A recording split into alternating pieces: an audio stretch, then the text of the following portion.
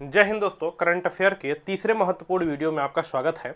इसके पहले current affair के 2 वीडियो पढ़ चुके हैं। बेहतरीन कॉन्सेप्ट के साथ बेहतरीन वीडियो, बेहतरीन क्वेश्चन का सिलेक्शन है। यहाँ पर हम बात करते हैं करंट अफेयर्स के वीडियो 3 की, यानी कि करंट अफेयर का तीसरा वीडियो है और एकदम क्लियर कट टू पॉइंट हम लोग चलेंगे कि एग्जाम में क्वेश्चन मिलने की संभावना हो, सीधे सीधे क्वेश्चन पेपर में आने की संभावना हो, उस प्रकार से हमने इसको डील किया है। कुछ चीज़ें लिखी गई हैं, भले आपको स्पष्ट ना दिखे लेकिन आवाज़ें आपके पास एकदम क्लियर जाएंगी। देखिएगा, कुछ चीज़ें नोट्स करने का प्रयास करिएगा, बेहतर बनेगा। आइए शुरुआत करते हैं एकदम बेहतरीन ढंग से। इससे पहले एक बात और समझिए, जो करंट अफेयर्स जो आप छोड़े हैं, पिछले साल से छोड़े, अभी तक नहीं पढ़े हैं, अगर आप वीडियो 1 से आप फॉलो करते हैं, तीसरा वीडियो होगा बाबू, एकदम आपका क्लियर कट आउट हो जाएगा। लगभग 2 से 3 दिन में एक वीडियो आता है, कई चीज़ों को कवर कर लिया जाता है इसमें। आप अच्छी तरीके से देखिएगा, आपका कोई भी क्वेश्चन छूटेगा नहीं। तो सबसे पहले हम शुरुआत करते हैं आज के सेशन से। देखिए, इतना क्वेश्चन है, और भी क्वेश्चन बढ़ेंगे। आइए समझते हैं क्या है। सबसे पहला है कि प्रोटीन डे सर क्या है। देखिए, प्रोटीन डे क्या है, तो आपको मैं बता दूं कि प्रोटीन डे कब मनाया जाता है, तो 27 फरवरी को मनाया जाता है। प्रोटीन डे 27 फरवरी को मनाया जाता है और इसका थीम था खाद्य भविष्यवाद। इसका थीम था खाद्य भविष्यवाद। तो बात करते हैं प्रोटीन डे कब मनाया गया, 27 फरवरी को। पूछा जा सकता है पेपर में, थीम क्या था, खाद्य भविष्यवाद। देखिए, प्रोटीन की कमी से कुपोषण का रोग होता है। क्या होता है, कुपोषण का रोग होता है। तो प्रश्न पूछता है कि बच्चों में ध्यान से समझिए, बच्चों में प्रोटीन की कमी से कौन सा रोग होता है, तो कुपोषण का। 14 साल तक के बच्चों को सबसे ज्यादा आवश्यकता होती है प्रोटीन की। सबसे ज्यादा आवश्यकता किसकी होती है, प्रोटीन की। बच्चों को कौन सा रोग होता है, कुपोषण का रोग। अगर कुपोषण ना ऑप्शन में दे तो लगाएंगे क्वाशीक्योर। क्या लगाएंगे, क्वाशीक्योर। याद रखिएगा, प्रोटीन की कमी से दूर, कुपोषण या क्वाशीक्योर। याद रखेंगे, कुपोषण या क्वाशीक्योर रोग होता है। इस चीज को याद रखिएगा। प्रोटीन के बारे में सबसे पहले याद रखिएगा, बर्जीलियस ने बताया। प्रोटीन के बारे में किसने बताया, बर्जीलियस ने। किसने, बर्जीलियस ने। और साथ ही साथ प्रोटीन में नाइट्रोजन के तत्व मिलते हैं, नाइट्रोजन के अवयव या नाइट्रोजन के तत्व मिलते हैं। नेक्स्ट क्वेश्चन है किसान ऐप। देखिए बाबू, दिखाई देना दे, ध्यान से सुनिए। किसान ऐप क्या है, तो किसान ऐप देखिए, किसानों के राहत के लिए। आपको पता है कि सबसे ज्यादा परेशान कौन है, बेचारा किसान। आज के डेट में कौन परेशान है, किसान। ये एक तो समय भी बहुत भयानक है कि कौन को गेहूं जल जा रहा है, कौन को कुछ हो जा रहा है, तो बेचारा परेशान तो है ही। तो यहाँ पर बात करते हैं किसानों की राहत के लिए एक ऐप बना है, किसान ऐप। ऐप का नाम क्या है, किसान ऐप। यह किसान ऐप किसने बनाया, तो आईआईटी रुड़की ने। याद रखिएगा, बस इतना पूछेगा, बस कुछ नहीं। यह किसान ऐप किसने बनाया, आईआईटी रुड़की ने। आईआईटी रुड़की ने किसान ऐप बनाया कि किसानों के हित के लिए, किसानों को बेहतर खाद, बेहतर बीज उपलब्ध कराने के लिए एक ऐप बना, आईआईटी रुड़की ने बनाया। बस क्लियर। नेक्स्ट है, अरुणाचल प्रदेश ने अपना ब्रांड एम्बेसडर किसे बनाया। अरुणाचल प्रदेश ने अपना ब्रांड एम्बेसडर बनाया, याद रखिएगा, संजय दत्त को। किसे बनाया जी बाबू, संजय दत्त को। ठीक है, अरुणाचल प्रदेश राज्य का बढ़ावा देने के लिए, अरुणाचल प्रदेश की खूबियों को बताने के लिए, अरुणाचल प्रदेश को एक वैश्विक स्तर पर ले जाने के लिए अरुणाचल प्रदेश ने अपना ब्रांड एम्बेसडर बनाया। किसे, संजय दत्त को। नेक्स्ट क्वेश्चन, नेक्स्ट है लाल सलाम क्या है। देखिए, लाल सलाम, यह इंपॉर्टेंट क्वेश्चन इसलिए हो जाता है जब भी कोई मंत्री या जब भी कोई चीजें अगर सरकार से जुड़ी होती हैं, वर्तमान सरकार से जुड़ी होती हैं, तो पेपर में आने की संभावना रहती है। जैसे अपना क्वेश्चन है कि लाल सलाम क्या है बाबू, तो लाल सलाम एक किताब है। लाल सलाम एक बुक है स्मृति ईरानी जी की। लाल सलाम बुक है किसकी, स्मृति ईरानी जी की। आपको पता है कि वर्तमान भाजपा सरकार में मंत्री है। वर्तमान भाजपा सरकार में क्या है, यह मंत्री है। हमारा प्रश्न आपसे यह है कि स्मृति ईरानी जी को किस विभाग का मंत्रालय सौंपा गया है। स्मृति ईरानी जी को नेट से सर्च करके बताइए कि स्मृति ईरानी जी को किस विभाग का मंत्रालय सौंपा गया है, या किस विभाग के मंत्री। लाल सलाम स्मृति ईरानी जी की योजना। नेक्स्ट देखिए, नेक्स्ट है कॉप 26। इसको समझ लीजिए अच्छी तरीके से। देखिए, कॉप 26 क्या है बाबू। देखिए, कॉप कॉन्फ्रेंस ऑफ पार्टी। कई लोग मिलकर एक पार्टी मिलता है, कई देश मिलकर पार्टी बनाते हैं और उस पार्टी में कई देश मिलकर आते हैं और पृथ्वी या यूं कहें कि पर्यावरण को सुरक्षित कैसे किया जाए उस पर चर्चा करते हैं। किस पर्यावरण को सुरक्षित कैसे किया जाए, पर्यावरण के लिए क्या क्या उपयोगी है, क्या क्या नहीं उपयोगी है, इस पर एक बेहतर ढंग से चर्चा करते हैं। इसी को बोलते हैं कॉप 26 या कॉप 27। यह नंबर है, इस बार 27 है, अगले बार 28 हो जाएगा, अगले बार 29 हो जाएगा। कॉप बोलते हैं कॉन्फ्रेंस ऑफ पार्टी। क्या बोलते हैं, कॉन्फ्रेंस ऑफ पार्टी। तो कॉन्फ्रेंस ऑफ पार्टी जो 26वें नंबर का हुआ, यह हुआ ग्लासगो में। कहां पर हुआ, ग्लासगो में। ग्लासगो पड़ता है स्कॉटलैंड में। कहां पर पड़ता है जी, स्कॉटलैंड में। तो ध्यान से समझिए, कॉन्फ्रेंस ऑफ पार्टी जो 26वें नंबर का हुआ वह हुआ ग्लासगो में, या 2021 में हुआ, 2021 में। 2022 में कॉन्फ्रेंस ऑफ पार्टी जो 27 नंबर का है वह कहां पर हुआ? मिस्र में। वह कहां पर हुआ? मिस्र में। ध्यान से समझिए, वह कहां पर हुआ? कॉन्फ्रेंस ऑफ पार्टी कहां पर हुआ जी? मिस्र में हुआ। इस चीज को आप याद रखेंगे अच्छी तरीके से, इस चीज को आप याद रखेंगे। कॉन्फ्रेंस ऑफ पार्टी कहां पर हुआ है? तो अभी 2022 वाला कहां पर हुआ है? मिस्र में। और 2021 जो 26वें नंबर पर था वह कहां पर हुआ? स्कॉटलैंड में। कहां पर हुआ? स्कॉटलैंड में। देखिए इस कॉन्फ्रेंस ऑफ पार्टी में क्या बताया गया? इस कॉन्फ्रेंस ऑफ पार्टी में बताया गया कि जो भारत है, थोड़ा सा इसके बारे में सुनिएगा। जो भारत है ध्यान से समझिए, ठीक है। 1 मिनट में वीडियो की कंडीशन देख लो थोड़ा, ठीक है। चले आगे देखते हैं। देखिए समझिएगा अच्छी तरीके से। कॉन्फ्रेंस ऑफ पार्टी जो 27 है इसमें बताया गया कि जो टोटल जो विश्व है यह 2050 तक कार्बन का उत्सर्जन शून्य करेगा। ध्यान से सुनिएगा इस बात को, थोड़ा सा यहाँ से क्वेश्चन बनेगा। कॉन्फ्रेंस ऑफ पार्टी 27 में तब बताया गया कि जो टोटल विश्व है, विश्व जो लगभग 2050 तक कार्बन उत्सर्जन अपने यहाँ शून्य कर देगा। मतलब विश्व के अधिकतम देश 2050 तक कार्बन को शून्य कर देंगे, उत्सर्जन कार्बन का नहीं होगा। वहीं पर भारत ने लक्ष्य रखा है, ध्यान से समझिए, वहीं पर भारत ने अपना बताया है कि भारत 2070 तक कार्बन शून्य करेगा। 2070 तक कार्बन का उत्सर्जन यानी कि कार्बन एमिशन क्या करेगा? शून्य करेगा। 2070 तक भारत कार्बन एमिशन शून्य करेगा। यहीं से 2 प्रश्न और निकल कर आते हैं। ध्यान से सुनिए, यहीं से 2 प्रश्न और निकल कर आते हैं। आपको पता है, थोड़ा सा मैं इसको मिटा दूं, है ना, थोड़ा सा समझेंगे आप अच्छी तरीके से। देखिए जैसा कि आपको पता है कि भारत जो है 2070 तक क्या करेगा? कार्बन एमिशन शून्य करेगा। 2070 तक कार्बन एमिशन क्या करेगा? शून्य करेगा। देखिए यहाँ पर कॉप में बताया गया, कॉप 27 में बताया गया, कॉप 27 में बताया गया क्या है कि पूरा विश्व 2050 तक कार्बन उत्सर्जन शून्य करेगा। लेकिन भारत कहा कि हम भैया 2070 तक कार्बन उत्सर्जन शून्य करेंगे। भारत ने 2070 तक का लक्ष्य रखा है कि हम अपने यहाँ से कार्बन उत्सर्जन शून्य कर देंगे। लेकिन एक चीज याद रखिएगा कि भारत का कौन सा शहर 2050 तक ही कार्बन उत्सर्जन शून्य कर देगा। मतलब भारत का एक ऐसा शहर है जिसने कहा कि हम 2070 तक नहीं, 2050 में ही हम विश्व के साथ ताल में ताल मिलाकर चलेंगे और 2050 तक ही कार्बन उत्सर्जन शून्य कर देंगे। तो वह शहर है मुंबई। वह शहर क्या है? मुंबई। वह शहर क्या है? मुंबई। और एक और बात याद रखिएगा कि भारतीय रेलवे ने, इंडियन रेलवे ने 2030 तक कार्बन उत्सर्जन शून्य करने का लक्ष्य रखा है। तो यहां पर क्वेश्चन है कि इंडियन रेलवे मिट गया है, इंडियन रेलवे ने कब तक कार्बन एमिशन शून्य करने का लक्ष्य रखा है? 2030 तक। याद रखिएगा कब तक? 2030 तक कार्बन एमिशन शून्य करने का लक्ष्य रखा है। आगे देख लेते हैं क्वेश्चन यहीं पर। अगला क्वेश्चन है कि पहला प्लाज्मा बैंक। यह क्वेश्चन पुराना है, यह क्वेश्चन क्या है? पुराना। यह लगभग कह सकते हैं 2020 का क्वेश्चन है, लेकिन पेपर में आ रहा है बाबू, पढ़ना पड़ेगा, क्या करें, है ना। क्वेश्चन है पहला प्लाज्मा बैंक कहां पर खोला गया? याद रखिएगा पहला प्लाज्मा बैंक कहां पर खोला गया? तो याद रखिएगा पहला प्लाज्मा बैंक दिल्ली में खोला गया। दिल्ली में कोविड, जो व्यक्ति कोविड से ठीक हो चुके थे वह अपना प्लाज्मा डोनेट करते थे। करने से क्या होता था कि जो दूसरा कोविड का पेशेंट है वह सही हो जाता था। तो क्वेश्चन है कि पहला प्लाज्मा बैंक कहां पर स्थापित किया गया? तो इसका आंसर बनेगा दिल्ली। पहला प्लाज्मा बैंक कहां खोला गया? दिल्ली। नेक्स्ट, प्रोजेक्ट प्लेटिना क्या है जी? प्रोजेक्ट प्लेटिना तो कोविड से लड़ने के लिए महाराष्ट्र सरकार ने एक योजना चलाई। उस योजना का नाम है प्रोजेक्ट प्लेटिना। बस इतनी बातें, बाकी कुछ नहीं। प्लाज्मा बैंक दिल्ली में स्थापित किया गया, प्रोजेक्ट प्लेटिना महाराष्ट्र ने चलाया। रोको टोको अभियान, कोरोना से लड़ने के लिए रोको टोको अभियान किसने चलाया? मध्य प्रदेश ने चलाया। याद रखिएगा किसने चलाया? मध्य प्रदेश ने चलाया। नेक्स्ट क्या है? अगला क्वेश्चन है राजेंद्र नीलम किसकी नई प्रजाति है? लो भाई बढ़िया क्वेश्चन। राजेंद्र नीलम क्या है सर? तो नीलम आपको लड़की का नाम लगेगा, लेकिन राजेंद्र नीलम जो है यह धान की नई प्रजाति है। किसकी? धान की नई प्रजाति है। याद रखिएगा राजेंद्र नीलम किसकी नई प्रजाति है? धान की नई प्रजाति है। आइए देखते हैं। देखिए बाबू अगला देखिए, नेक्स्ट क्वेश्चन पर बढ़ते हैं। यहाँ के छोटे छोटे सेक्शन की तरफ बढ़ते हैं, धीरे धीरे आपका क्वेश्चन कवर होता जाएगा। आइए सुनिए, नेक्स्ट क्वेश्चन है बाबू, नेक्स्ट क्वेश्चन है जयंती घोष क्या है जी? जयंती घोष कौन है?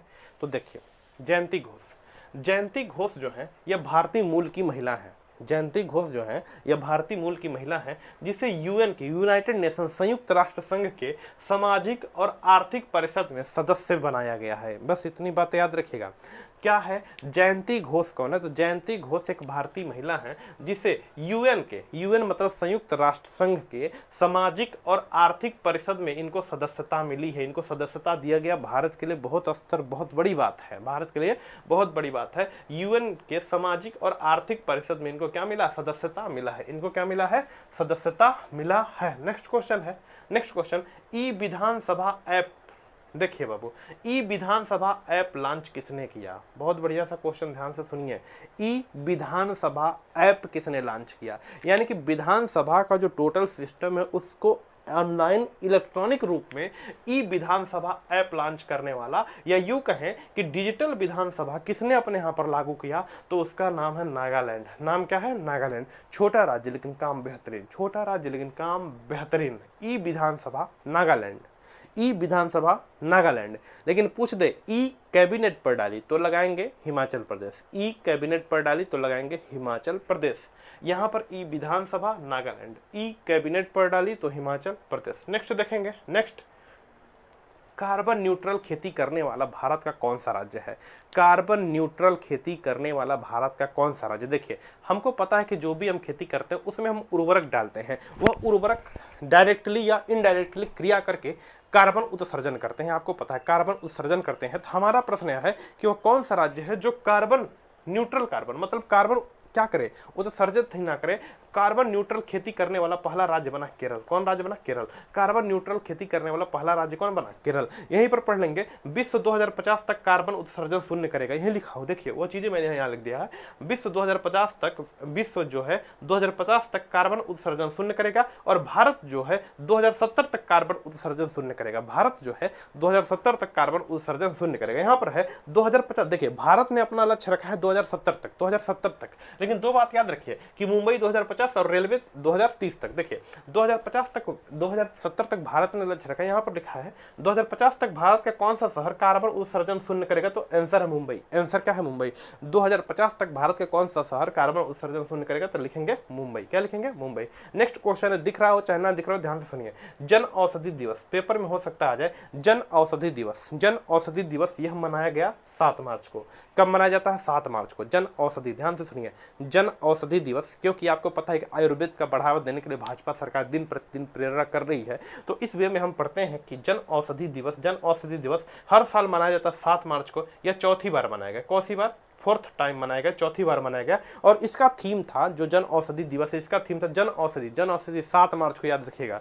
जन औषधि, इसका जो थीम था जन औषधि जन उपयोगी, यानी कि जो जन औषधि है वो जन के लिए, जनता के लिए क्या है? उपयोगी है। जनता के लिए क्या है? उपयोगी। नेक्स्ट क्वेश्चन है, ध्यान से सुनिए। नेक्स्ट, हमारे ख्याल से चीजें समझ आ रही होगी, आगे समझते हैं। देखिए क्या है, देखिए नेक्स्ट है दस्तलिक। क्या है जी? दस्तलिक। तो दस्तलिक क्या है? दस्तलिक एक युद्ध अभ्यास है, पता है ना? युद्ध अभ्यास, हमारे दो सेनाएं, चाहे थल सेना चाहे वायु सेना, जो भी सेनाएं लोग मिलकर दूसरे देश के सेम सेनाओं के साथ मुकाबला करते हैं, उसे बोलते हैं युद्ध अभ्यास, है ना? प्रैक्टिस करते हैं। तो दस्तलिक जो युद्ध अभ्यास है भारत और उज्बेकिस्तान का है। बहुत इंपॉर्टेंट क्वेश्चन है। दस्तलिक युद्ध अभ्यास जो है वो भारत और उज्बेकिस्तान का है। किसका है? भारत उज्बेकिस्तान का। उत्तराखंड में आयोजित है, बस इतना याद रखिएगा। दस्तलिक भारत और किसका है? भारत और किसका? उज्बेकिस्तान का। कहां पर? उत्तराखंड में यह आयोजना होता है। ठीक है, नेक्स्ट देखिए, first hydrogen fuel car in India. ध्यान से सुनिए, first hydrogen car fuel in India, यानी कि भारत में पहली ऐसी कौन सी कार है, भारत में ऐसी पहली कौन सी कार है जो हाइड्रोजन से चलेगी? जो किससे चलेगी? हाइड्रोजन के फ्यूल से चलेगी। उसने निकाला, टोयोटा ने निकाला। किसने? टोयोटा। नाम है मॉरिस। नाम क्या है? मॉरिस। टोयोटा मॉरिस, नाम टोयोटा मॉरिस, है ना? नेक्स्ट क्वेश्चन देखिए, संभव और स्वावलंबन क्या है बाबू? देखिए इंपॉर्टेंट है। संभव और स्वावलंबन का संबंध किससे? ऐसे प्रश्न पूछा जा सकता है। संभव और स्वावलंबन, देखिए बढ़िया से, संभव और स्वावलंबन, है ना?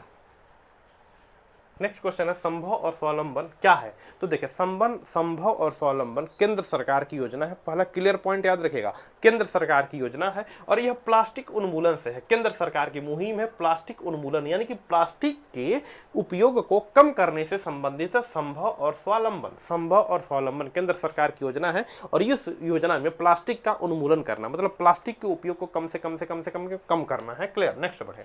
अच्छा देखिए, क्लियर कट में हम कुछ भी इधर उधर की बातें नहीं डायरेक्ट टू डायरेक्ट क्वेश्चन आप देखिए कितने बेहतरीन चीजें आपको मिल रही हैं। अच्छी तरीके से पढ़ते देखिए कितना क्वेश्चन आपका तैयार हो रहा है ना। फटाफट क्वेश्चन को कंप्लीट करते हैं क्योंकि हमें पूरे साल का करंट अफेयर्स करना है। नेक्स्ट देखिए, नेक्स्ट माइक्रोसॉफ्ट का सबसे बड़ा है ना, देखिए माइक्रोसॉफ्ट आपको पता है कि एक सॉफ्टवेयर कंपनी है। माइक्रोसॉफ्ट का सबसे बड़ा डेटा सेंटर कहां पर ओपन हो रहा है? हैदराबाद। बस क्लियर कट, बाकी कुछ नहीं।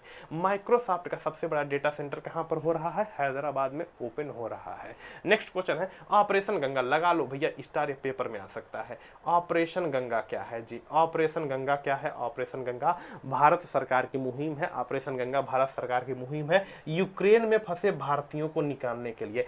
यूक्रेन या समीपवर्ती देशों, समीपवर्ती क्षेत्रों में, यूक्रेन रसिया समीपवर्ती क्षेत्रों में फंसे देशों में भारतीय बच्चों को या भारतीयों को निकालने के लिए ऑपरेशन गंगा चलाया गया। क्या चलाया गया? ऑपरेशन गंगा चलाया गया। नेक्स्ट क्वेश्चन याद रहेंगे, ऑपरेशन गंगा यूक्रेन से भारत लाने के लिए, बस ऑपरेशन गंगा। ठीक है, नेक्स्ट क्वेश्चन देखिए, देश का पहला ड्रोन स्कूल, बस ग्वालियर में, मध्य प्रदेश के ग्वालियर में देश का पहला ड्रोन स्कूल है ना। काफी किताब से पढ़ाई हो चुका, अब ड्रोन से पढ़ाई होगी, देख लेते हैं कितना बेहतरीन पढ़ाई होता है। हाँ देखिए, देश का पहला ड्रोन स्कूल है ना। हमारे जितने भी महापुरुष हैं बाबू, ना यूट्यूब था ना कुछ था, सब ऑटोमेटिक अपने मेहनत करके अपने संघर्ष करके पढ़े हैं। ड्रोन स्कूल बनाने से क्या होता? कुछ नहीं होता। भीमराव अंबेडकर जी को देख लीजिए, कलाम साहब को देख लीजिए बाबू, देख लीजिए कौन सा कहाँ से पढ़े हैं। उनके जमाने में ड्रोन था ही नहीं, लेकिन फिर भी आज देश उनको याद रख रहा है। चलिए याद करते हैं, देश का पहला ड्रोन स्कूल ग्वालियर मध्य प्रदेश, ग्वालियर मध्य प्रदेश, ग्वालियर मध्य प्रदेश, इतना याद रखना है ना। देश का पहला मिल्क विलेज याद रखिएगा, देश का पहला मिल्क विलेज मतलब देश का पहला दूध गांव, यानी कि उस गांव में सबसे ज्यादा दूध का पैदावार होता है, उस गांव का नाम है जर्री गांव। क्या नाम है जी? जर्री गांव। यह पड़ता है जम्मू कश्मीर में। देखिए, देश का पहला मिल्क विलेज, दूध गांव, मिल्क विलेज, नाम है जर्री गांव। यह जम्मू कश्मीर में पड़ता है, जम्मू कश्मीर के रियासी जिले में।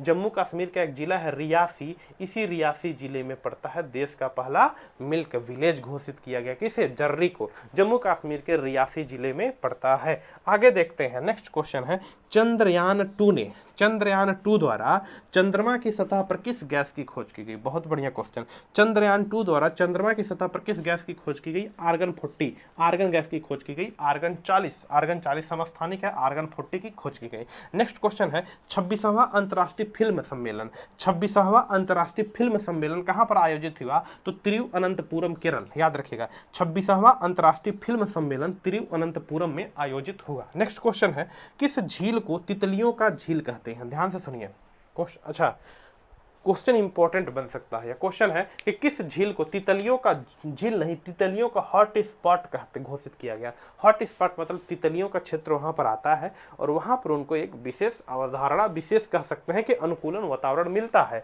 तो क्वेश्चन है, किस झील को तितलियों का हॉट स्पॉट घोषित किया गया? तितलियों का हॉट स्पॉट तो लिखेंगे बेल्लोर झील केरल, बेल्लोर झील केरल, सॉरी एक मिनट, बेल्लोर झील तमिलनाडु वाली। बेल्लोर झील तो तमिलनाडु में पड़ती है ना, तमिलनाडु के कोयम्बटूर शहर में बेल्लोर झील, याद रखेगा। बेल्लोर झील कहाँ पर पड़ती है? तमिलनाडु में। तमिलनाडु में बेल्लोर झील, तमिलनाडु का कोयम्बटूर शहर में यह बेल्लोर झील मिलती है। इसी बेल्लोर झील को तितलियों का हॉट स्पॉट घोषित किया गया, तितलियों का हॉट स्पॉट घोषित किया गया। तो किस झील को तितलियों का हॉट स्पॉट घोषित किया गया? बेल्लोर झील को। नेक्स्ट क्वेश्चन है, मुख्यमंत्री राशन आपके द्वार योजना, राशन में तो ले डूबा है देश को, राशन के कारण महंगाई देख रहे हैं कितनी भयानक हो रही है। देखिए अब सबको पता है। क्वेश्चन है कि मुख्यमंत्री राशन आपके द्वार योजना, तो यह शुरू किया मध्य प्रदेश ने।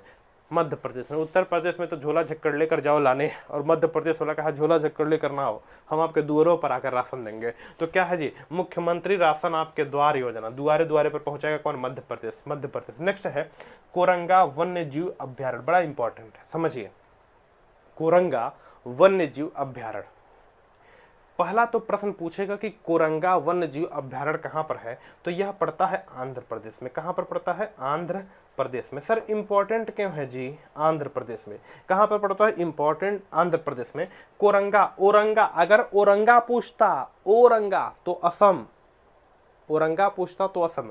यहां पर कोरंगा है, कोरंगा मतलब आंध्र प्रदेश, कोरंगा मतलब आंध्र प्रदेश। देखिए ये इंपॉर्टेंट क्यों है कि कोरंगा वन्यजीव अभ्यारण्य है, इसके 177 किलोमीटर स्क्वायर क्षेत्रफल को, 100 77 किलोमीटर स्क्वायर क्षेत्रफल को इको सेंसिटिव घोषित किया गया है। इको सेंसिटिव घोषित किया गया मतलब बहुत ही सेंसिटिव घोषित किया गया है। इको सेंसिटिव घोषित किया गया है इसके 177 किलोमीटर स्क्वायर क्षेत्रफल को। नेक्स्ट क्वेश्चन देखिए, नेक्स्ट क्वेश्चन है यूनेस्को। हाँ, यहाँ तक खत्म। अच्छा, 2-3 चीज और बचा, देख लीजिए यहाँ पर क्या है। क्वेश्चन है देश का सबसे बड़ा चार्जिंग स्टेशन कहाँ बनाया गया? पता है ना, चार्जिंग स्टेशन इलेक्ट्रिक वाहनों को। देखिए, आपको पता है कि जो भी हमारा बजट पेश हो रहा है उस बजट में सबसे ज़्यादा बढ़ावा इलेक्ट्रिक वाहनों को दिया जा रहा है। इलेक्ट्रिक वाहनों को बढ़ावा देने के पीछे कारण यह भी है कि इलेक्ट्रिक वाहन पेट्रोल डीजल से थोड़े सस्ते पड़ रहे हैं, और दूसरा चीज़ क्या है उसमें कि जो इलेक्ट्रिक वाहन है उनमें से कार्बन उत्सर्जन शून्य हो रहा है, कार्बन नहीं निकल रहा है, कार्बन डाइऑक्साइड गैस नहीं निकल रही है। इस चीज़ को याद रखिएगा। तो वही प्रश्न है कि एक बात बताइए, इलेक्ट्रिक जो वाहन है, जैसे पेट्रोल भरवाने के लिए जहां जहां पेट्रोल टंकी खुली है उसी प्रकार से इलेक्ट्रिक वाहनों के लिए चार्जिंग स्टेशन चाहिए। तो हमसे प्रश्न कहा है कि देश का सबसे बड़ा चार्जिंग स्टेशन कहां पर? गुड़गांव हरियाणा। गुड़गांव हरियाणा में खोला गया, याद रखिए, गुड़गांव हरियाणा में। नेक्स्ट क्वेश्चन है हील बाय इंडिया, याद रखिएगा। हील बाय इंडिया क्या है जी? यह हील बाय इंडिया तो स्वास्थ्य मंत्रालय द्वारा जारी एक मुहिम है। देखिए बाबू, heal HEAL, heal by India स्वास्थ्य मंत्रालय द्वारा जारी एक मुहिम है मेडिकल कॉलेज के क्षेत्र को बेस्ट बनाना। मेडिकल कॉलेज का जो क्षेत्र है उसको क्या करना है? बेस्ट बनाना है। मेडिकल क्षेत्र जो है, या यूं कह सकते हैं मेडिकल क्षेत्र या मेडिकल कॉलेज जो है उनको क्या करना है? बेस्ट बनाना है। Heal by India, heal by India जो है क्या करना? मेडिकल क्षेत्र को बेस्ट बनाना, चाहे कॉलेज हो चाहे कुछ भी हो, उसको क्या करना है? बेस्ट बनाना। नेक्स्ट क्वेश्चन है एशिया का सबसे बड़ा एयरपोर्ट कौन बनाया गया? ध्यान से समझिए, एशिया का सबसे बड़ा एयरपोर्ट जो है उसे जेवर एयरपोर्ट को घोषित किया गया। एशिया का सबसे बड़ा एयरपोर्ट कौन है? जेवर एयरपोर्ट। कहां पर है? गौतम बुद्ध नगर में। याद रखिएगा, पेपर में आ सकता है, उत्तर प्रदेश स्पेशल में क्वेश्चन आ सकता है। उत्तर प्रदेश स्पेशल का हम क्वेश्चन डिस्कस कर लें तो यहां पर क्या है कि एशिया का सबसे बड़ा एयरपोर्ट, तो एशिया का सबसे बड़ा एयरपोर्ट जो है जेयर एयरपोर्ट है, यह उत्तर प्रदेश के नोएडा में पड़ता है। उत्तर प्रदेश के नोएडा में पड़ता है। पूरे एशिया का सबसे बड़ा एयरपोर्ट होगा बाबू जेयर एयरपोर्ट, उत्तर प्रदेश के नोएडा में पड़ता है, याद रखिएगा। नेक्स्ट क्वेश्चन है, आगे बढ़ते हैं, बस थोड़ी बातें और हैं, डिस्कस करते हैं। यूनेस्को क्रिएटिव, इसके ध्यान से सुनिए, यूनेस्को क्रिएटिव सिटीज नेटवर्क में किस शहर को पहला स्थान मिला? यूनेस्को क्रिएटिव मतलब कुछ ना कुछ ऐसी चीजें करना जो और लोग ना कर पाए। तो क्रिएटिव मतलब कुछ ऐसी चीजें बनाना, कि क्रिएटिव का मतलब क्या है कि कुछ ऐसी चीजें का निर्माण कर दे जो सबसे अलग हो। तो यूनेस्को क्रिएटिव सिटीज नेटवर्क में भारत के किस शहर को शामिल किया गया? तो याद रखिएगा श्रीनगर को। किसको शामिल किया गया? श्रीनगर को, जम्मू कश्मीर वाला क्षेत्र में श्रीनगर को। नेक्स्ट क्वेश्चन है ग्लोबल ड्रग पॉलिसी इंडेक्स में भारत की रैंक। पेपर में बस यह पूछा जा सकता है कि ग्लोबल ड्रग्स पॉलिसी में, ग्लोबल ड्रग पॉलिसी में भारत की इंडेक्स है 18। भारत की रैंक क्या है? 18। भारत किस नंबर पर है? 18th नंबर पर है, 18 नंबर पर। नेक्स्ट क्वेश्चन है न्यू मेजर एयरपोर्ट में शामिल। देखिए, आपको पता है कि भारत में बहुत सारे एयरपोर्ट हैं, कुछ छोटे एयरपोर्ट हैं, कुछ बड़े एयरपोर्ट हैं, कुछ छोटे एयरपोर्ट, कुछ बड़े एयरपोर्ट। तो हमसे प्रश्न पूछा है भारत का ऐसा कौन सा एयरपोर्ट है जो छोटा था लेकिन उसे बड़े एयरपोर्ट की श्रेणी में शामिल कर दिया गया? भारत के छोटा एयरपोर्ट को बड़े एयरपोर्ट में शामिल कर दिया गया। वो किसको? श्रीनगर एयरपोर्ट को। श्रीनगर एयरपोर्ट को बड़े मेजर एयरपोर्ट में शामिल किया गया, मेजर एयरपोर्ट में शामिल किया गया। देखिए, हबीबगंज रेलवे स्टेशन का नया नाम, हबीबगंज मध्य प्रदेश में एक स्टेशन पड़ता है, उस स्टेशन का नाम है Habibganj railway station. Habibganj railway station का नाम है, और इस हबीबगंज रेलवे स्टेशन का नाम नया रखा गया Kamlapati railway station. Kamlapati railway station, Kamlapati railway station, याद रख लेंगे अब बाबू आप, Kamlapati railway station. Habibganj railway station का नाम रखा गया है, क्या नाम रखा गया? Kamlapati railway station. नेक्स्ट देखिए देवसरायम पिल्लई, एक बार मैं देख लूँ चार्जिंग कंडीशन है ना। नेक्स्ट है, ठीक है, देवसरायम पिल्लई कौन है जी बाबू? देवसरायम पिल्लई कौन है? तो याद रखिएगा, एक भारतीय मूल के व्यक्ति हैं देवसरायम पिल्लई। भारतीय एक व्यक्ति हैं, भारतीय क्या है? एक व्यक्ति हैं जिसे रोम के चर्च में, आपको पता है ना ईसाइयों का चर्च होता है, रोम के चर्च में इन्हें संत की उपाधि दी गई है। संत की क्या दी गई है? उपाधि। पेपर में आ सकता है जी, संत की उपाधि दी गई है किसको? देवसरायम पिल्लई को। देवसरायम पिल्लई को। एल्कोहल म्यूजियम, लो भाई साहब, एल्कोहल म्यूजियम मतलब पियो नाचो और उसमें मस्त होकर पगला जाओ। एल्कोहल का म्यूजियम भारत के किस शहर में? यार गोवा के अलावा कहाँ खुल सकता है? कहाँ पर खुला? गोवा में। कहाँ पर? गोवा में। एल्कोहल म्यूजियम कहाँ पर जी? गोवा में। हर घर जल, हर घर जल, गोवा में। हर घर जल, गोवा में, है ना। नेक्स्ट क्वेश्चन देखिए, राष्ट्रीय स्वच्छ मिशन को, अच्छा एक क्वेश्चन सुनिएगा, देखिए प्रश्न ऐसे पूछेगा कि किस मिशन को गिनीज बुक में रिकॉर्ड किया गया? भारत के किस मिशन को या भारत के किस योजना को गिनीज बुक में स्थान दिया गया है? तो राष्ट्रीय स्वच्छ गंगा मिशन को गिनीज बुक में स्थान मिला है, याद रखिएगा। भारत की राष्ट्रीय स्वच्छ गंगा मिशन को गिनीज बुक में क्या मिला है? स्थान मिला है। विश्व स्तर पर यह बुक जारी होता है, गिनीज बुक, और इसमें जो आ जाता है माना जाता है विश्व में ऐसा क्रिएटिव पहला है। तो इसी प्रकार से राष्ट्रीय स्वच्छ गंगा मिशन गिनीज बुक में इसको क्या मिला है? स्थान मिला। नेक्स्ट देखिए, जनजातियों के लिए, जनजातियों के संस्कृतियों की रक्षा हेतु 29 संग्रहालय कहां पर ओपन किए गए हैं? जनजातियों की रक्षा के लिए 29 संग्रहालय, जनजातियों के संस्कृति जो उनके पहनावे धावे संस्कृतियों की रक्षा करने के लिए 29 संग्रहालय ओपन किए गए मणिपुर में। कहां पर ओपन किए गए बाबू? मणिपुर में यह ओपन किए गए हैं। 29 संग्रहालय कहां पर ओपन किए गए हैं? मणिपुर में ओपन किए गए हैं। नेक्स्ट क्वेश्चन है, यह क्वेश्चन देखिए इंपॉर्टेंट, इंडियन स्पेस एसोसिएशन। देखिए मैं पहले बोल देता हूँ फिर बताता हूँ इसके बारे में, बाकी तो चीज़ें सब आपका क्लियर है, कोई छूटा फूटा नहीं है ना, है ना। नेक्स्ट को एक आप देख सकते हैं, यहाँ पर देख सकते हैं एक चीज़ छूटा है। छूटा क्या है कि जस्टिस ऑफ द जज, जस्टिस ऑफ द जज, जस्टिस ऑफ द जज किसकी आत्मकथा है? तो हमारे पूर्व मुख्य न्यायाधीश रंजन गोगोई जी की। जस्टिस ऑफ द जज, जस्टिस ऑफ द जज मुख्य न्यायाधीश रंजन गोगोई जी की कथा है। रंजन गोगोई जी की क्या है सर? आत्मकथा है, बस। नेक्स्ट है आगे सुनिए, देखिए इंडियन स्पेस एसोसिएशन, थोड़ी सी बातें हम कर लेते हैं फिर बातों में डिस्कस करें। देखिए कभी भी आपको स्पेस के क्षेत्र में जब भी बातें होती थी, स्पेस के क्षेत्र में जब भी बातें होती थी तो हम लोग डिस्कस करते थे इसरो के बारे में। किसके बारे में डिस्कस करते थे? इसरो के बारे में, है ना। इसरो के बारे में हम डिस्कस करते थे और हम जानते थे कि स्पेस के क्षेत्र में सबसे बड़ा नाम जो भारत में है उसका नाम है ISRO, Indian space research organisation. स्थापना होती है 15 अगस्त 1969 को। मुख्यालय है बेंगलुरु में। मुख्यालय कहाँ पर है? बेंगलुरु में इसका मुख्यालय है। हम स्पेस के क्षेत्र में, अंतरिक्ष में आने जाने के लिए, अंतरिक्ष के क्षेत्र में, सैटेलाइट के क्षेत्र में, उपग्रह के क्षेत्र में बस एक नाम जानते थे, इसरो का नाम जानते थे। किसका नाम जानते थे? इसरो का नाम जानते थे। स्थापना 15 अगस्त 1969, मुख्यालय है बेंगलुरु में। मुख्यालय कहां पर है? बेंगलुरु में। देखिए इसरो के बाद भारत का एक और स्पेस स्टेशन, या यूं कह सकते हैं स्पेस के क्षेत्र में एक और संस्था बनाई गई है। अभी हाल फिलहाल में 2020-21 में इसका फॉर्मेशन हुआ, स्थापना हुआ है 2020-21 में। नाम क्या है? Indian space association. Indian space association, है ना। IASI, Indian space association, Indian space association, ISA, Indian space association. इसकी स्थापना 2021-20 में हुई, 2020-21 में, यूं कह सकते हैं 2021 से इसने काम करना शुरू किया। इसकी स्थापना 2021 में हुई और इसका भी मुख्यालय कहां पर है? बेंगलुरु में। मुख्यालय कहां पर है? बेंगलुरु में।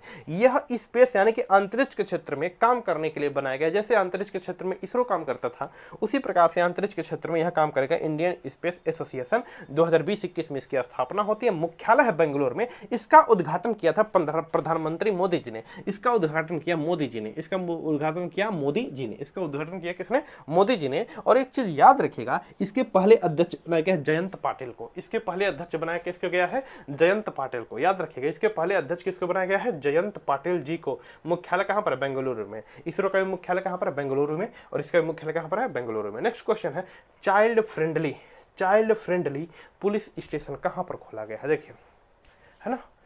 तो एक सेशन बेहतरीन हमने सेशन रखा है, आई थिंक आपको पसंद आएगा। अगर वीडियो कंप्लीट देखेंगे तो पसंद आया होगा। ये देखिए एकदम एग्जाम ओरिएंटेड चीज़ें हैं, एग्जाम में आने की परम संभावना के साथ इसको बनाया गया है। चैनल पर अगर नए होंगे ना तो जरूर सब्सक्राइब कर लीजिएगा, अगर पुराने होंगे तो लाइक जरूर ठोक दीजिएगा। आपको समझ आ रहा होगा चीज़ें, है ना। इसको लिखने में, कलेक्ट करने में थोड़ा सा मेहनत जरूर लगता है। तो अगर चैनल पर नए हैं बाबू तो सब्सक्राइब जरूर कर लीजिएगा, आपको ऐसे ऐसी चीज़ें बेहतरीन चीज़ें मिलती रहेंगी। नेक्स्ट क्वेश्चन है, चाइल्ड फ्रेंडली पुलिस स्टेशन कहाँ ओपन किया गया? चाइल्ड, आपको पता है ना, छोटे छोटे बच्चों के friendly child friendly police station कहाँ पर ओपन किया गया? उड़ीसा में। कहाँ पर? उड़ीसा में याद रखिएगा। चाइल्ड फ्रेंडली पुलिस स्टेशन कहाँ पर ओपन किया, उड़ीसा में, और उड़ीसा के भुवनेश्वर शहर में, उड़ीसा के भुवनेश्वर शहर में इसको ओपन किया गया, उड़ीसा के भुवनेश्वर शहर में इसको क्या किया गया, ओपन किया गया। ये छोटी छोटी बातें आप याद रखेंगे, उड़ीसा के भुवनेश्वर शहर में से क्या किया गया, ओपन किया गया है, ठीक है ना। तो बाकी चीज़ें आपको, कैंसर दिवस अगर आपसे पूछे कैंसर दिवस कब मनाया जाता है, 4 फरवरी को, याद रखिएगा। कैंसर दिवस कब मनाया जाता है बाबू, तो क्या बताएंगे, 4 फरवरी को। इस चीज़ों को याद रखिएगा, छोटे छोटे क्वेश्चन आपके पेपर में आ सकते हैं। तो बाकी पूरी की पूरी चीज़ों को हमने डिस्कस कर दिया है। ये वीडियो नंबर 3 है, इसके बाद वीडियो नंबर 4, 5, 6 ऐसे बढ़ते रहेंगे। तो आप नहीं, अगर पूरा नहीं दिखाते, 1, 2, 3 तीसरे को इसको देखिए, पहला दूसरा भी देख लीजिए। यकीनन मानिए कि आपका जो नॉलेज है वो ऊपर ग्रो होगा, है ना। अगर चैनल पर नए हैं तो सब्सक्राइब जरूर कर दिएगा। Thank you.